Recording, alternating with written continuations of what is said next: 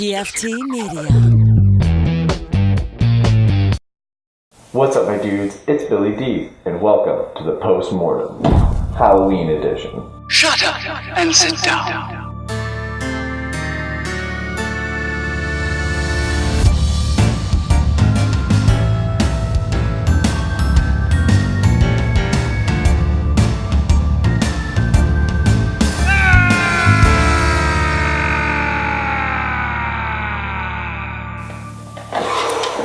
Happy Halloween, everybody. Get ready for the last installment in the month-long Halloween.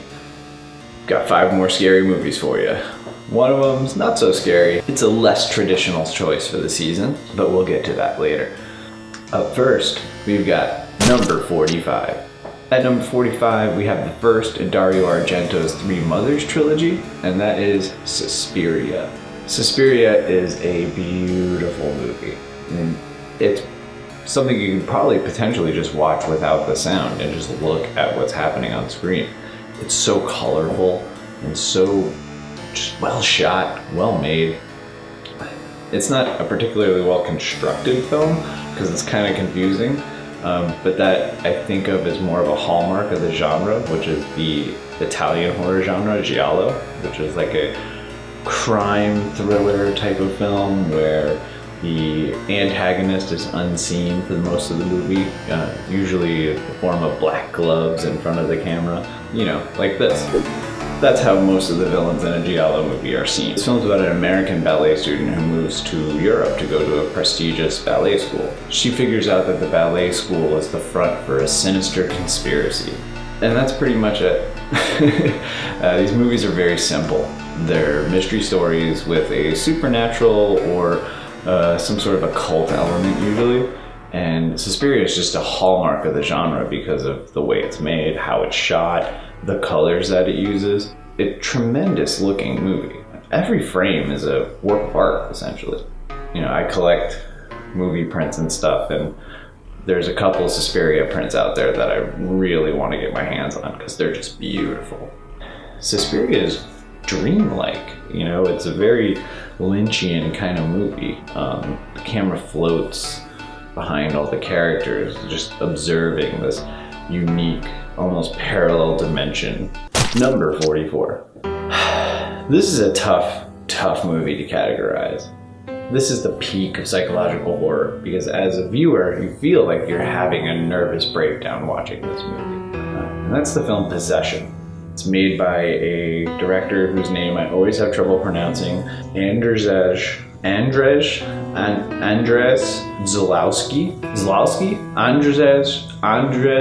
Zalowski. Sorry for butchering that. And this is made in Berlin, and it stars Sam Neill and Isabelle Adjani. Isabelle Adjani gets a really great chance in this movie to showcase her acting abilities. She plays multiple roles.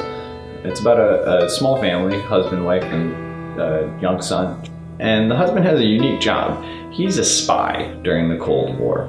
Very secretive. He's got stashes of cash everywhere. He goes away on long trips. And his wife is, in general, very nervous about his profession and his career. And she should be. He's a spy. So he comes home from a long business trip to find that she wants a divorce. And she has gone completely cold on him. She takes her son, she moves to another apartment, she won't tell him where she is. You know, he becomes obsessed with tracking her down, reconciling their marriage, you know, figuring out what has happened. And he hires private detectives and finds out that the boy is staying by himself, very, neglected in this apartment in Berlin, and she's living somewhere else with a mysterious lover. This movie is very unsettling. It has developed an academic air about it where people really study this film and now consider it one of Zalowski's major works. It's also Zalowski's only English language movie. So it's got a unique pedigree behind it, and it's definitely worth seeing, especially if you want to ruin a nice night in with a loved one. Number 43. Number 43 is a unique choice, and that's because it's not really a horror film, but it is about horrors. It's a weird movie. It's made by a weird guy, and that film is David Lynch's Blue Velvet.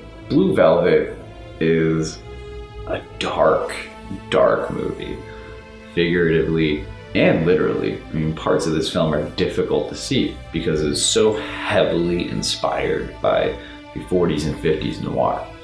The stamp of noir filmmaking is all over this movie.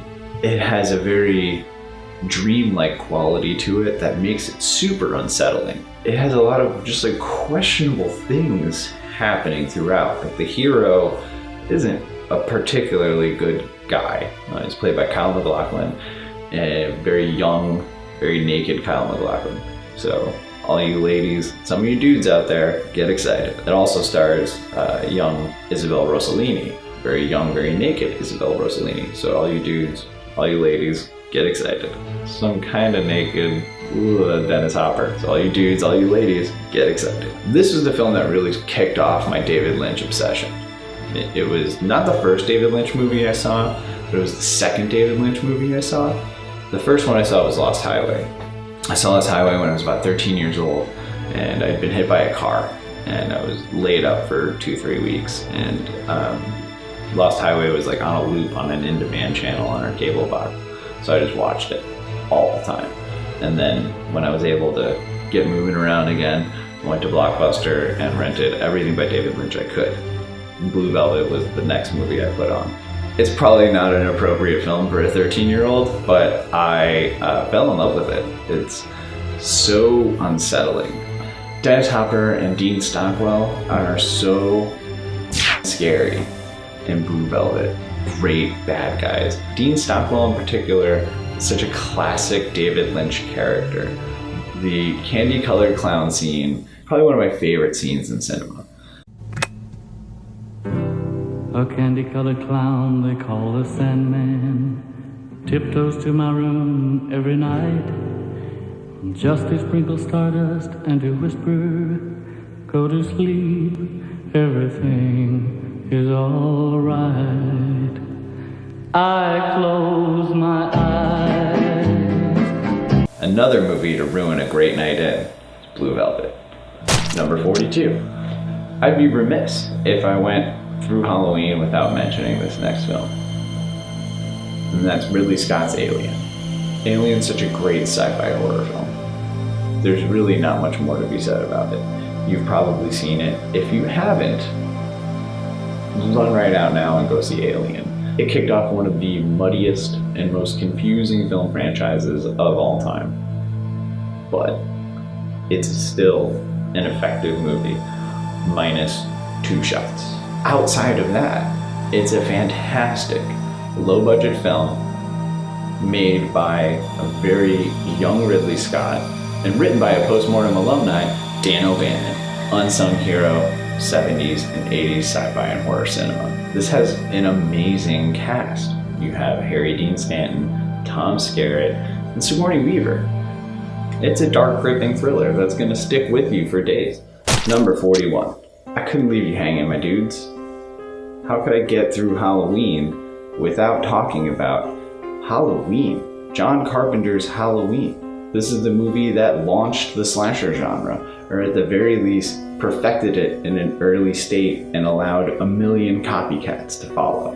Everything you could imagine has been done to Halloween. It's been copied. They sequelized it. They remade it. Michael Myers is Halloween. It's inspired by Hitchcock. It's a great thriller. It's got good characters. Extremely well made, especially for, its budget. It was not a high budget movie, but John Carpenter threw money behind sound and camera. So this little movie was shot on the best possible cameras using the best possible lenses and recorded with the best possible sound. So their little movie would look and sound like a $10 million movie. This was a conscious decision on Carpenter's choice because he's a genius. And that's it. Carpenter's a genius. Halloween is Halloween. Go see Halloween. And that's it. Episode 12 of the Post Mortem. Happy Halloween, everybody. Stay cool. I'm Billy D.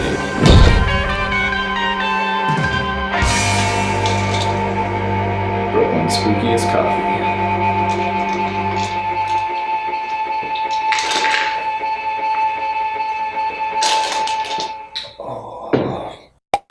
A PFT Media production.